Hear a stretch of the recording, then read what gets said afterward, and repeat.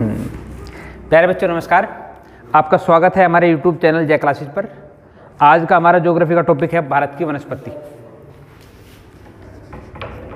Topic है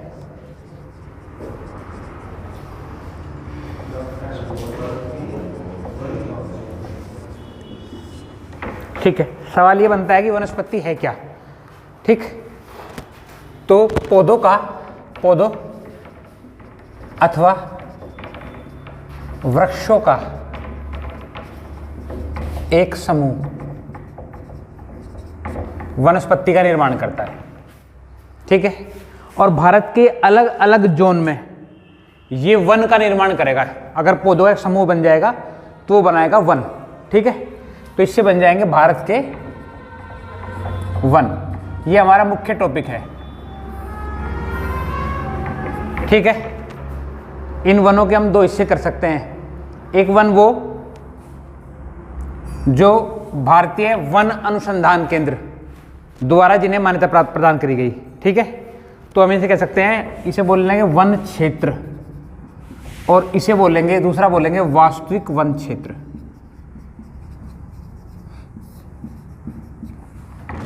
ठीक है, भारतीय वन अनुसंधान केंद्र का जो आपका ऑफिस है वो आपका है देहरादून में।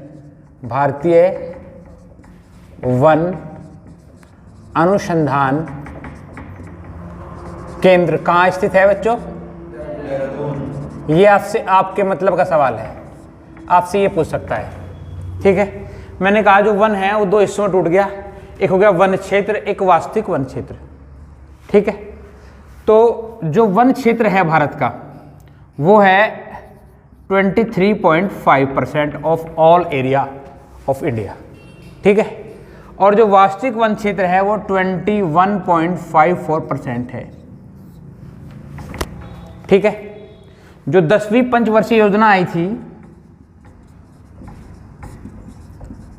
उसके अनुसार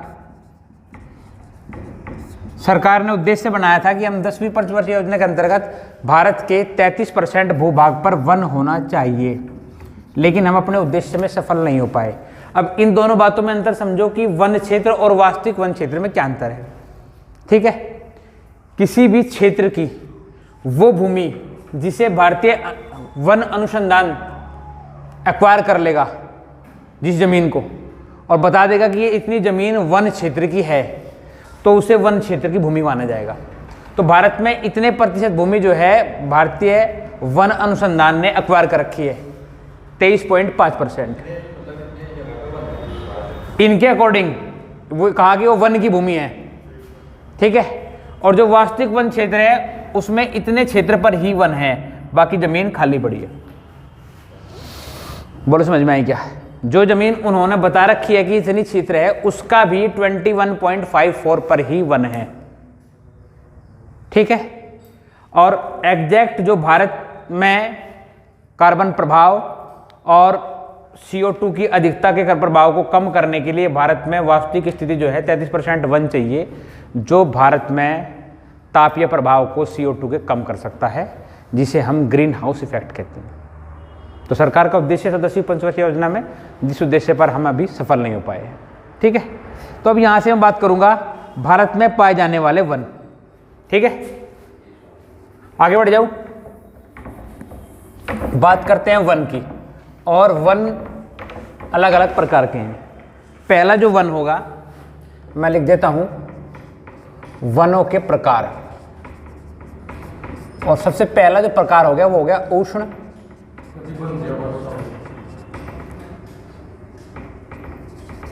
कटिबंधीय वन।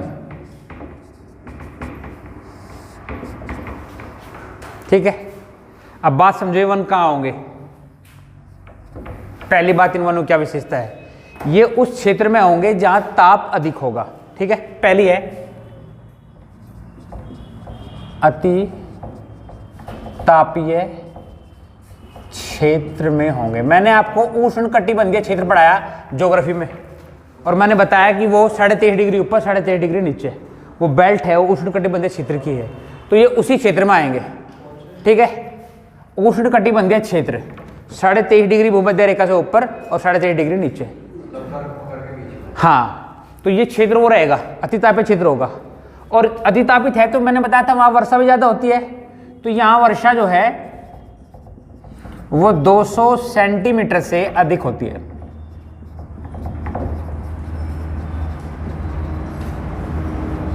और क्या होगा, सघन वन होंगे, ठीक है। सघन मतलब घने, घने वन, हाँ जी, आपकी भाषा में वही, पर एग्जाम में पूछने का नहीं। जब सघन वन होंगे, पेड़ पौधे एक दूसरे से टच हो रहे और प्रॉपर लगातार वर्षा हो रही, तो इस कारण से नीचे तक सूर्य की लाइट नहीं पहुंचती, सूर्य का प्रकाश नहीं पहुंचता, और इस कारण से जो जमीन होगी वो कैसी मिलेगी, हमेशा आर्द्र, आर्द्र भूमि होगी, गीली।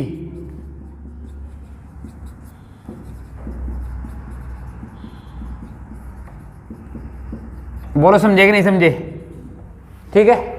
और क्या होगा, जब ये सब पाया जाएगा, जमीन गीली रहेगी, तो उस जमीन में वायरस,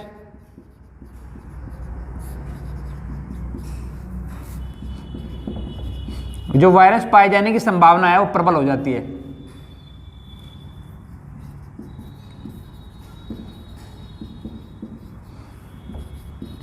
जब ऐसे क्षेत्र होंगे जहां वन सघन है, जमीन गीली है, ठीक है, तो ऐसे क्षेत्र में पर्यटन संभव नहीं होगा, वहां से गाड़ियों का आना, गाड़ियों का आवागमन उन क्षेत्र में कम हो जाएगा, ठीक है। प्रॉपर वर्षा होती रहेगी तो जमीन का कटाव भी होगा, लेकिन अत्यधिक वन होने के कारण कटाव नहीं रोक रखेंगे, ठीक है।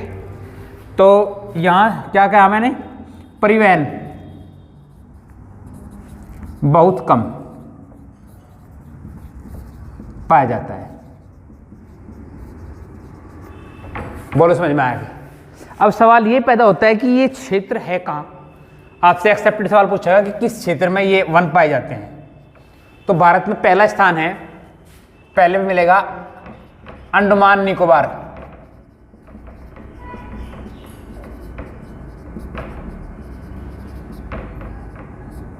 यहां सबसे अधिक पाया जाता है। दूसरा पश्चिमी घाट,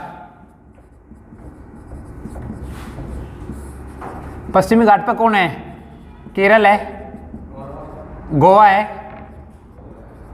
कर्नाटक है, ये सारा क्षेत्र इन्हीं वनों के लिए फेमस है। आपके लिए एक्सेप्टेड सवाल ये बनेगा कि ये वन मिले कहाँ, तो ये आपको समझ के चलना पड़ेगा कि इस क्षेत्र में ये वन मिलेंगे, ठीक है।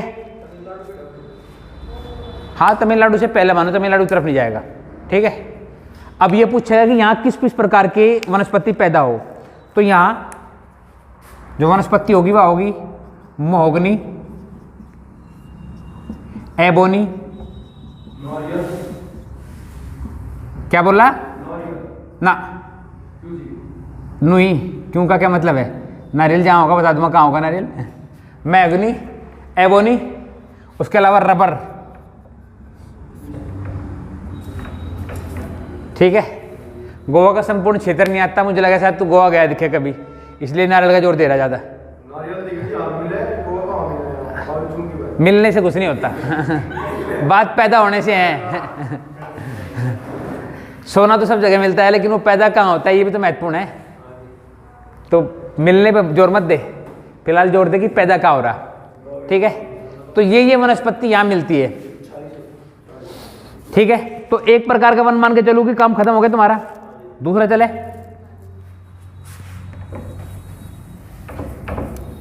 इसके बाद जो दूसरा टाइप आता है वो आता है उष्ण कटिबंधीय पर्णपाती वन। सेकंड टाइप हो गया उष्ण कटिबंधीय पर्णपाती वन। ये दो प्रकार के होते हैं बच्चों,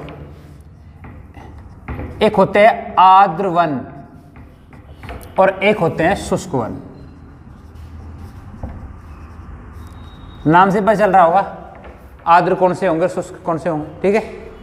यहां जो वर्षा होगी, जहां जो अपने समय पर पत्ते डालते रहते हैं, पर्णपाती का मतलब है जो पत्ते डालेंगे कुछ मौसम परिवर्तन कितने? अरे भाई 180 सेंटीमीटर से 200 सेंटीमीटर होती है वर्षा। इस क्षेत्र में वर्षा 100 से 120 सेंटीमीटर तक होती है।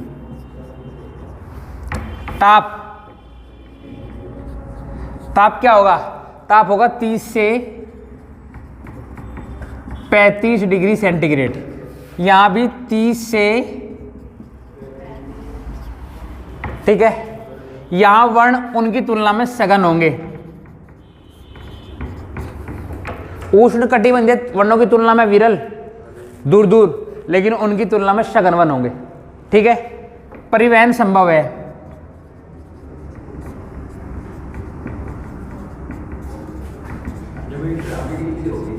हाँ, क्योंकि उनकी तुलना में सघन है तो भूमि जो होगी वो होगी आर्द्र भूमि। इतनी नहीं जितनी वहां 200 प्लस बारिश हो रही। दूसरी बात, वन सघन है, वहां से निकलने के लिए आपको ज्यादा वनों का कटाव करना पड़ेगा, जो प्रकृति के बैलेंस को खराब होने से बचने का के लिए करते नहीं आदमी। तो इस कारण से वहां नहीं होता, लेकिन यहां संभव है परिवहन की संभावना, ठीक है। यहां तक कोई डाउट हो तो मुझे बताओ। नहीं, अगर बात करते हैं इसमें पेड़, यहां पेड़ मिलेंगे चंदन के, शाल के, सागौन के, ये वृक्ष यहां मिलेंगे आपको, ठीक है। इसके साथ साथ उस तरफ बढ़ेंगे तो इस तरफ भी परिवहन संभव, वन विरल होंगे। वन कैसे होंगे? दूर दूर होंगे। और क्या वृक्ष कौन कौन से मिलेंगे? खैर वृक्ष, और कौन सा? अर्जुन का वृक्ष।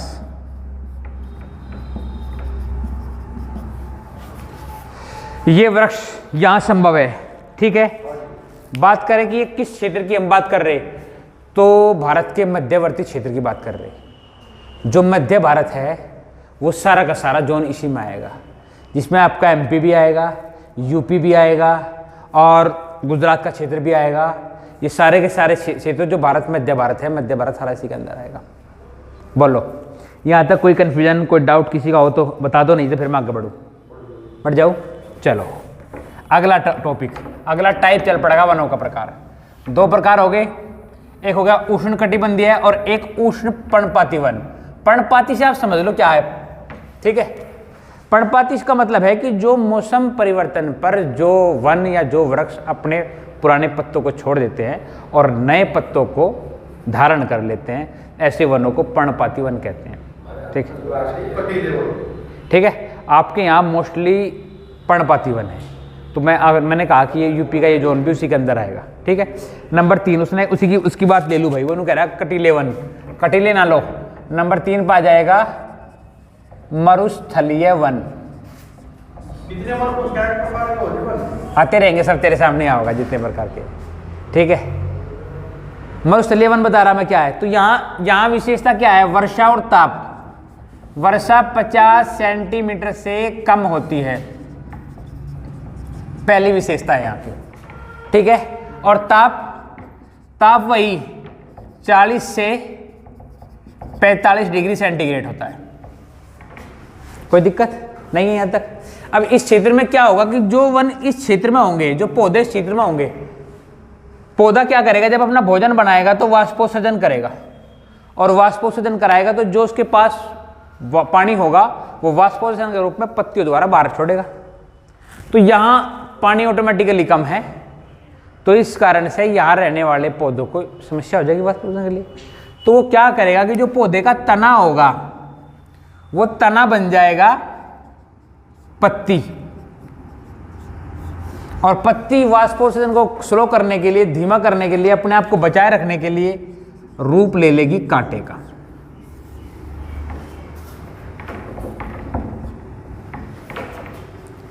ठीक है, तो इसका मतलब है कि इस क्षेत्र में जो वन मिलेंगे, जैसे भी वृक्ष मिलेंगे, वो सारे कांटे वाले मिलेंगे, पत्तियां नहीं मिलेगी, ठीक है। अगर पत्तियां मिलेगी तो बहुत छोटी, जिससे वाष्पोत्सर्जन की प्रक्रिया धीमी हो जाए, या तो कम मिलेगी, और मिलेगी तो बहुत छोटी।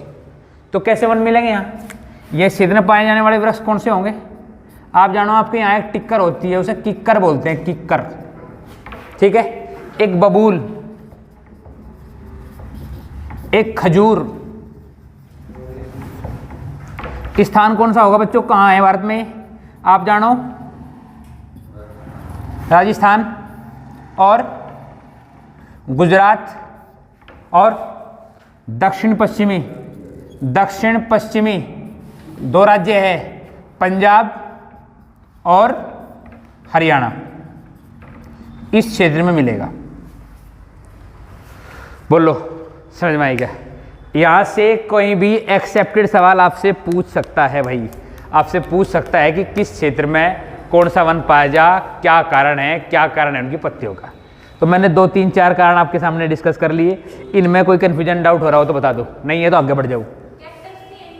नहीं, हाँ कैक्टस यहीं पाया जा, सही कह रही, कैक्टस यहीं लो, कैक्टस यहीं पाया जाएगा।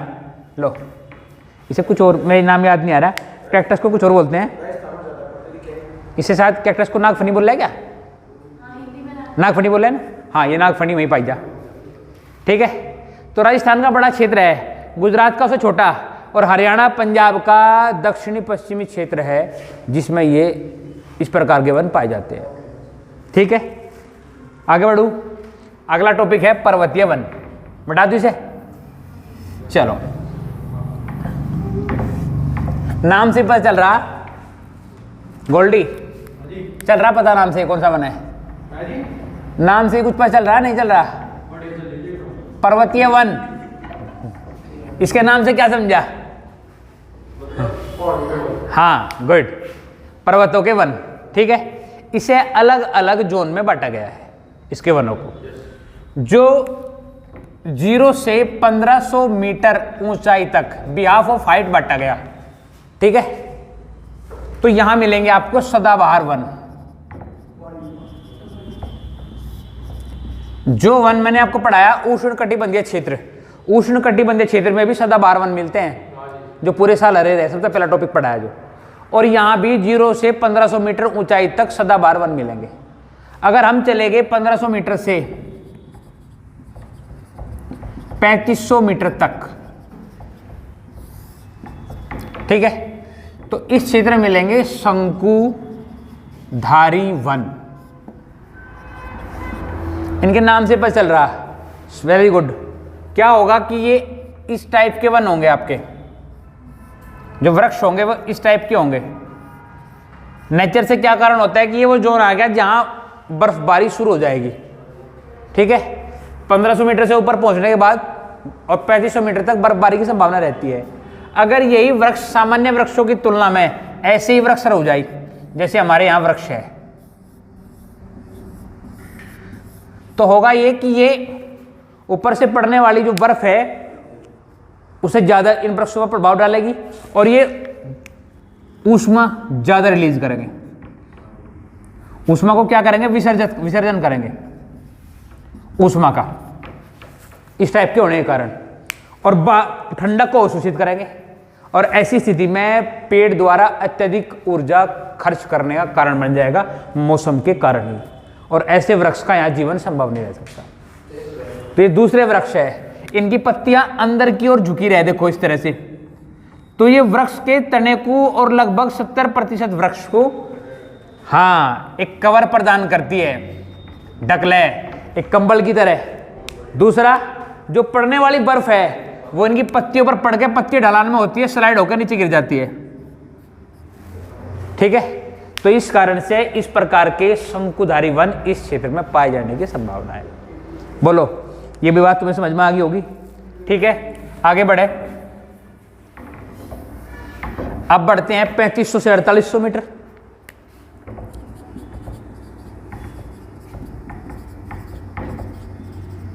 इस ऊंचाई पर क्या होगा बच्चों?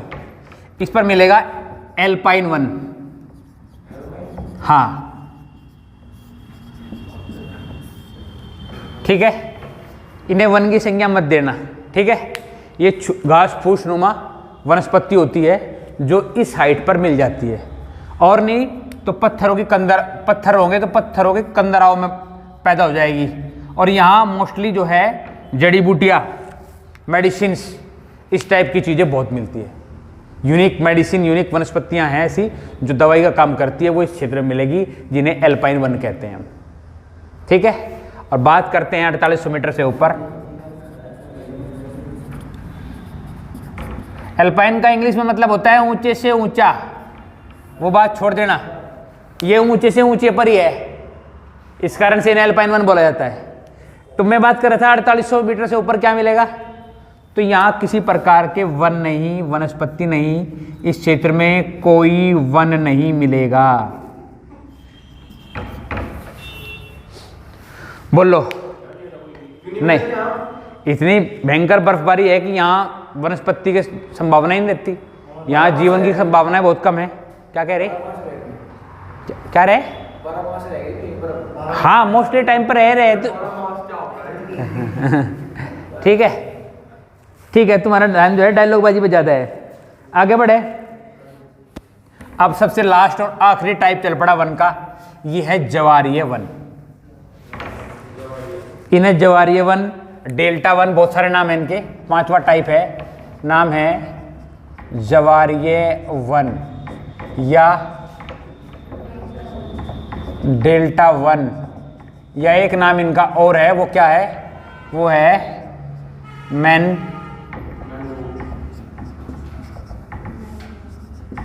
Mangrove one. ठीक है, तीनों वन एक ही टाइप के हैं। अब अगर इन दोनों शब्दों को आप समझते हैं तो इनसे आप अर्थ निकाल सकते हैं। होगा एक ही नदी का मुहाना जहां समुद्र से मिलेगा, ठीक है, वहां एक डेल्टा बनाएगा और उस डेल्टा क्षेत्र में पानी हमेशा भरा रहेगा। मैं आपको पहले पढ़ा चुका जब नदी पढ़ाई। और उस डेल्टा क्षेत्र में कुछ वनस्पतियां रहेगी पानी के अंदर ही, और ये जो वृक्ष यहाँ रहेंगे ये निर्माण करते हैं ज्वारीय वन, मैनग्रोव वन या डेल्टा वन का। ठीक है, इसका मतलब है कि लकड़ी ऐसी जो हर टाइम पानी के अंदर रहती है। ठीक है, और तुलनात्मक दृष्टि से बेहद कठोर और बहुत मजबूत लकड़ी होती है। ठीक है, अब आप जानते हैं इनमें कौन सा वन पाया जा, कौन से वृक्ष पाए जा, नाम सुना होगा आपने कहीं।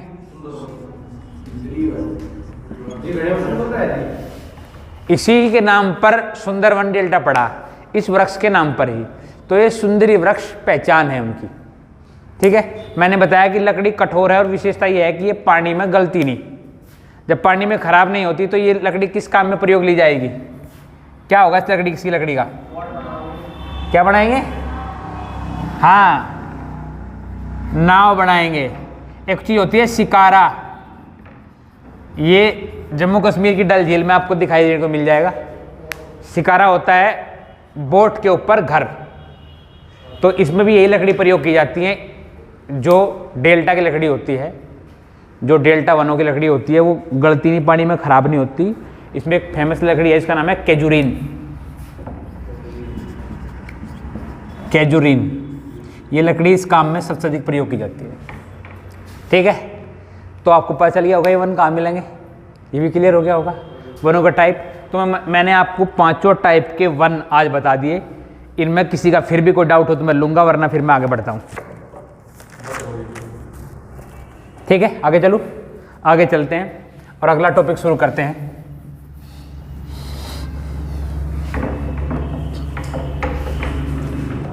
इसके अंदर धातु, अधातु, सब चीज़ें खनिज के अंदर आएगी। तो मैं आज आपसे डिस्कस करूंगा भारत के खनिज, और इन खनिज में मैं डिस्कस कर लूंगा, अलग अलग धातु के बारे में बात करता चलूंगा और बता के चलूंगा कि वो कहाँ से मिलेगी। तो सबसे पहले धातु बात करते हैं। सबसे पहले धातु कौन सी पाई आदमी को, सबसे पहली धातु है तांबा। ठीक है, ये जमीन से उत्खनित धातु है, जमीन से खुदाई के तौर पर निकलती है। ठीक है, धातुओं का निर्माण अगर आप जानना चाहते हैं तो पहले मैं डिस्कस कर चुका कैसे बनी। मैंने आपको बताया था कि पृथ्वी के अंदर से मैग्मा निकलता है और उस मैग्मे में मेटल्स घुली रहती है और वो अर्थ पर आता है। कहाँ से, ज्वालामुखी से आता है। कुछ तो वो अर्थ के अंदर ही दरार पड़ी रहे, उन दरारों में चला जा। ठीक है, आग्नेय चट्टान का निर्माण करता है और कुछ ऊपर आएगा, वो फैलेगा और ठंडी होकर ये बेसाल चट्टानों का निर्माण करेगी। और इन बेसाल चट्टानों की लेयर में मेटल और नॉन मेटल आपका निकलेगा खुदाई के दौरान। नीचे खुदाई करते रहेंगे, परत के ऊपर परत चढ़ेगी तो अंदर खुदाई करते रहेंगे तो वहां से निकलेगा। तो तांबा जो है सबसे पहली धातु है। पहली विशेषता है इसकी, सबसे अधिक उत्पादन कहाँ होता है? इसका भारत में सबसे अधिक उत्पादन होगा, ये होगा एमपी में, मध्य प्रदेश में, और उसके अलावा क्या पूरी दुनिया में सबसे अधिक इसका उत्पादन करेगा? वो करेगा चीन। विश्व में प्रथम स्थान चीन का है। चीन बहुत सारी चीजों में प्रथम स्थान पर चल रहा है, ठीक है। तो तांबे के उत्पादन में भी चीन पहले नंबर पर चलेगा, ठीक है। और कोई विशेष एक्सेप्टेड सवाल इससे बनेगा नहीं। राजस्थान, एमपी के बाद राजस्थान, अगर आप लिखना चाहे तो राजस्थान में भी स्थान है खेतड़ी। अगर क्वालिटी की तुलना करें, ज़्यादा अच्छी क्वालिटी का जो तांबा पैदा होता है तो वो राजस्थान की खेतड़ी से पैदा होता है, ठीक है। उसके बाद बात करते हैं, अगला जो तत्व है वो हीरा है। पहले मैं जानना चाहता हूं हीरा धातु है या अधातु? हीरा धातु है या अधातु? हाँ भाई बताओ फटाफट। उसकी बात को तो मैं इतना सीरियस नहीं लेता, इसने बताया। अगर तुम्हें आज तक नहीं पता तो जान लो, हीरा अधातु है।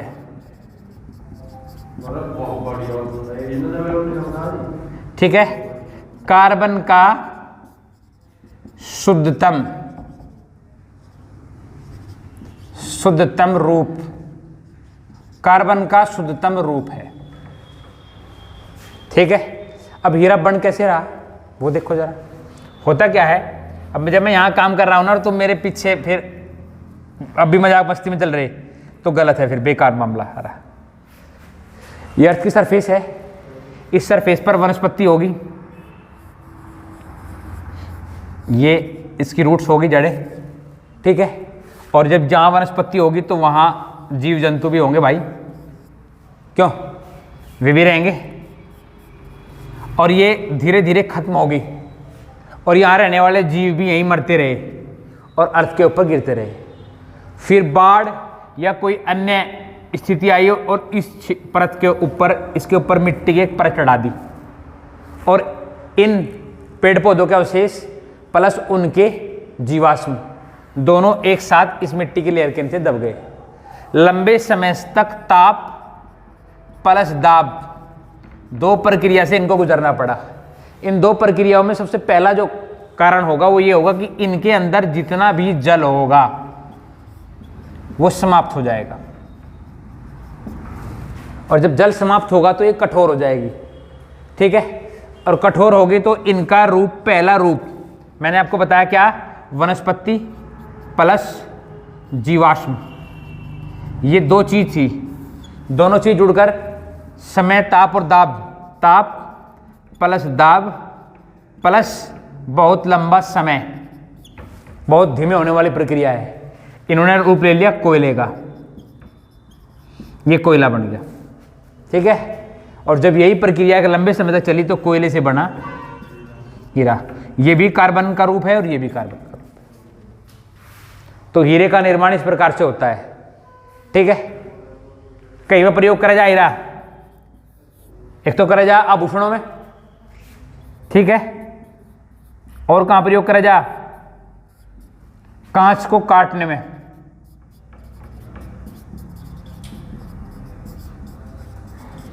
पूरी दुनिया में हीरे की सबसे बड़ी खान दक्षिण अफ्रीका, किम्बरले,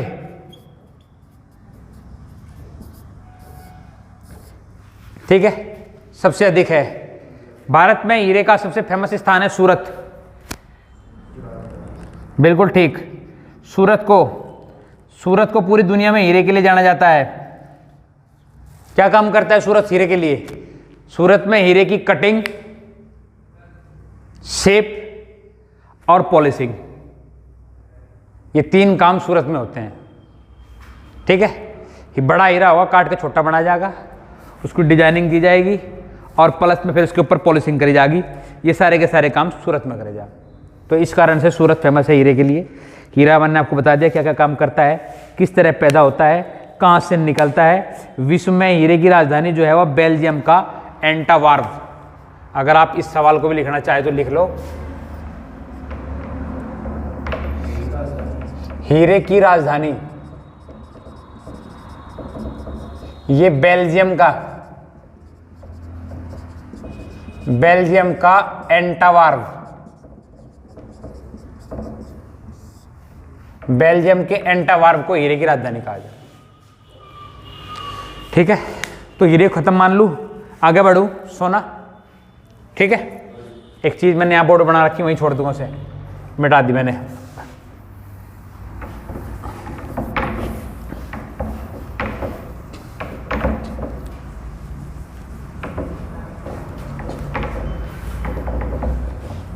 सोना, सोना तो तुम जानते होंगे भारत में कहां से पैदा होता है। ठीक है, सोना जो है किस काम में आता है भाई, आभूषणों के काम में आता है। लेकिन ये विशेष बात ये है कि महंगी धातु है। तो महंगी होने का कारण क्या है? कम हो गई। हाँ, बहुत बढ़िया रीजन दिया। इसके जो भंडार है बहुत कम, पहला कारण हो गया इसका महंगा होने का कारण। एक कारण हो रहा है सर, इसका जो उत्खनन है वो बहुत महंगा है।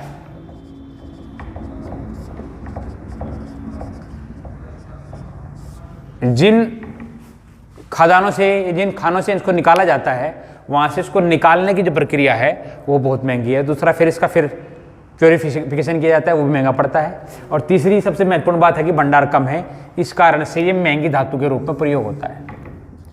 जानते हैं इसका सबसे ज़्यादा और सबसे अधिक और एकमात्र प्रयोग क्या है? आभूषण।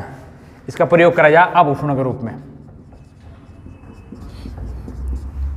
ठीक है, और क्या? अफ्रीका। अफ्रीका सोने के लिए बहुत फेमस है। ठीक है, और भारत में आप बात करेंगे तो भारत की है कोलार। कोलार और हट्टी दो खाने हैं। अगर अफ्रीका का आप जानना चाहेंगे तो अफ्रीका का है जोहान्सबर्ग।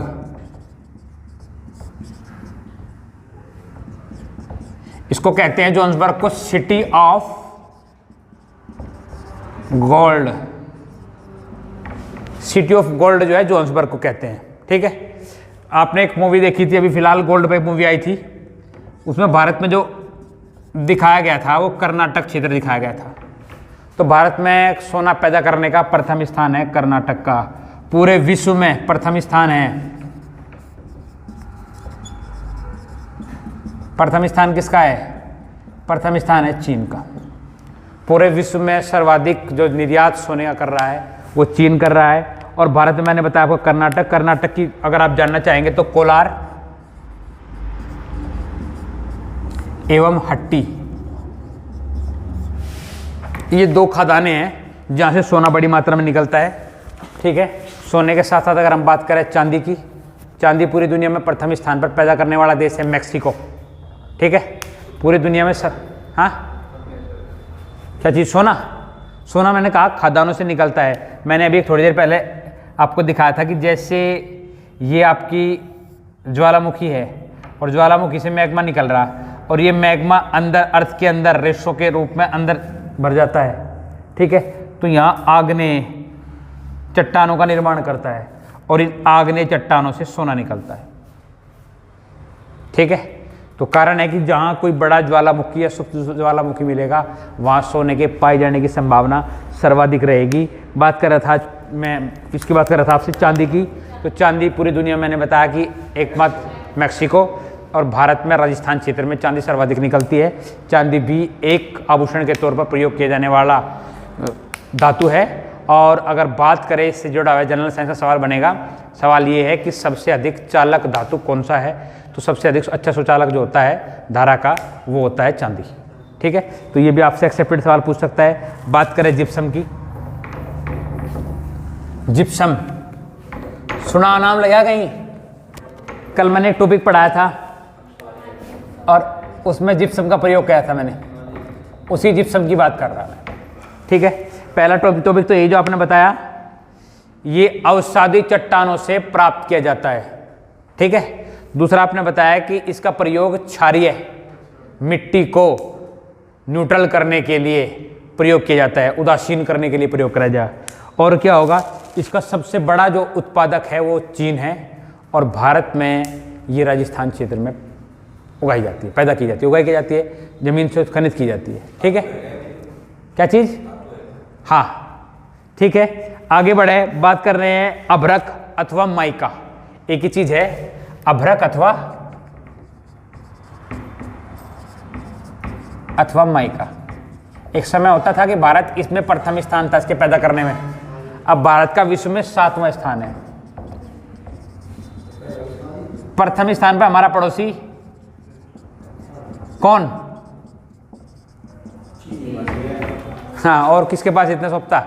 ठीक है, तो ये क्या करता है, ये ऊष्मा प्लस क्या नाम, करंट, ऊष्मा एवं धारा अवरोधी है।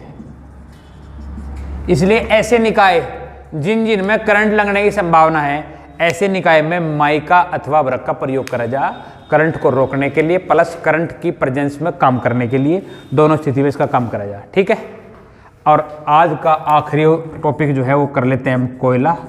कोयले के बारे में हमने बात तो करी ली बहुत सारी। ठीक है, कोयला मैंने बताया था कि वनस्पति प्लस जीवाश्म दोनों को दबने से लंबे समय तक जब वो दबे रहेंगे मिट्टी की परत के अंदर, और ताप और दाब की स्थिति उनके अनुकूल बनी रहेगी, तो वो परिवर्तित हो जाएंगे कोयला में। ठीक है, उनके अंदर का सारा जो वाटर है वो धीरे धीरे डिजोल्व हो जाएगा, और उसके होने से कोयले का निर्माण हो जाएगा। अब सवाल ये पैदा होता है कि आपसे एक्सेप्टेड सवाल पूछा जाएगा कि कोयला सबसे अधिक भारत में कहाँ मिलता है? तो ये मिलेगा झारखंड, मध्य प्रदेश में भी है, एमपी में भी है, और उसके अलावा उड़ीसा में भी है, और छत्तीसगढ़। जो फेमस 2 राज्य हैं, झारखंड और छत्तीसगढ़, भारत में कोयले के लिए फेमस है। बहुत न के बराबर मिलेगा, अगर है भी तो बहुत न के बराबर। ठीक है, तो ये झारखंड और छत्तीसगढ़ जो है कोयले के को पैदा करने के लिए फेमस है। अगर भारत में नंबर 1 स्थान आप बनाएंगे तो झारखंड का प्रथम स्थान है। पूरे विश्व में कोयला पैदा करने में प्रथम स्थान पर फिर पुनः चीन प्रथम स्थान पर है कोयले को पैदा करना। ठीक है, आपसे पूछ सकता है कोयले की सबसे अच्छी जो कसर वो है एंथ्रेसाइट, सबसे अच्छी किस्म वो है एंथ्रेसाइट। एग्जाम में पूछ सकता है एंथ्रेसाइट। नंबर 2 पे आएगा बिटुमस। ठीक है, 4 से 5 प्रकार के अलग अलग टाइप के कोयले होते हैं। ठीक है, जो सबसे खराब जो कोयले की टाइप है वो है पीट। पीट जो होता है वो गीला कोयला होता है, उसके जलने से अत्यधिक धुआं और कार्बनिक तत्व उत्पन्न होते हैं, इस कारण से उसे हानिकारक माना जाता है। ठीक है, तो यहाँ एंथ्रेसाइट तो नहीं, यहाँ 3rd क्वालिटी का कोयला यूज होता है। बिटुमस भी प्रयोग नहीं होता और ना ही एंथ्रेसाइट। एंथ्रेसाइट का सबसे अधिक प्रयोग होता है ताप विद्युत संयंत्रों पर, जहाँ जलने पर कोयले की बिजली बनाई जाती है, वहाँ एंथ्रेसाइट और बिटुमस का प्रयोग किया जाता है। ठीक है, तो हाँ, ये आपने जो सवाल बना दिया कि कोयले की ट्रेन, तो पूरे भारत में रेलवे को सबसे बड़ा लाभ कोयले की ढुलाई से मिलता है। ठीक है, सबसे अधिक रेवेन्यू रेलवे कोयले की ढुलाई से प्राप्त करता है। इसने कोयले की ट्रेन कहा तो इसकी बात का जवाब देता चलूँ, ध्यान आ गया मुझे एक सवाल। ठीक है, तो यहाँ मैंने आज 2 टॉपिक एक साथ खत्म कर दिए। इतने ही करे जितने तुम्हारी आवश्यकता के लिए जरूरी है। मेरे हिसाब से SSC GD, UP police constable और लेखपाल में इससे आउट जाना नहीं चाहिए उसे।